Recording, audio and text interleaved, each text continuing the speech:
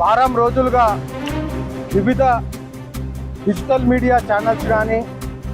YouTube channels కానీ social media platforms అయినటువంటి Facebook, Twitter, Insta, యూట్యూబ్లలో Bandi Sanjay గారి పైన వారి కొడుకుకు సంబంధించినటువంటి కేసు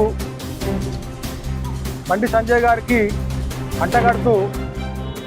జరుగుతున్నటువంటి దుష్ప్రచారం పైన లేనిపోని ఆరోపణలు, చాలా డిమీనింగ్గా డిఫెమేటరీగా వస్తున్నటువంటి కంటెంట్స్ పైన బండి సంజయ్ గారు నిన్న సిటీ సివిల్ కోర్ట్ని డిఫమేషన్ సూట్ ద్వారా ఆశ్రయించడం జరిగింది. ఆ డిఫమేషన్ సూట్లో 2 పిటిషన్స్ ఫైల్ చేయడం జరిగింది ఐఏలు. ఆ ఐఏల సారాంశం ఏంటంటే, ఈ వారం రోజులుగా బండి సంజయ్ గారి పైన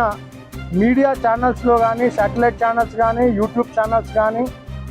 సోషల్ మీడియా ప్లాట్ఫామ్స్ అయినటువంటి ఫేస్బుక్,